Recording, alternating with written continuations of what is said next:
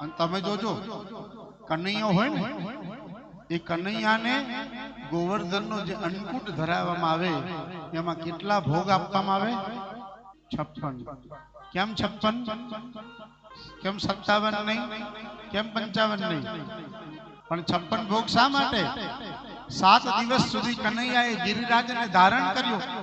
7 દિવસ સુધી કનૈયાએ પોતાના મોઢામાં અનાજનો ટુકડો પણ મૂક્યો નથી. અને માં યશોદા છે ને પોતાના લાલાને રોજનું 8 ટાઈમ ખવડાવતી હતી.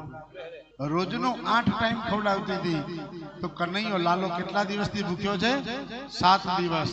તો 8 સત્તું એટલે માએ 56 ભોગ તૈયાર કર્યા અને કનૈયાને એક સાથે 56 ભોગ ધરાવ્યા. આવો આપણે પણ ગોદાવરી બાઈ આ કથા છે અને એમાં ગિરિરાજ ધારણ કર્યો છે અને 56 ભોગ ધરાયા છે. આવો ગોદાવરી બા અને ગિરિરાજની પૂજા કરો.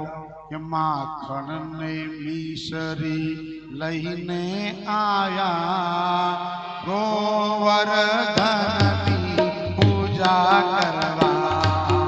માખણને મિસરી લઈને આવ્યા ગોવર્ધનની પૂજા કરવા.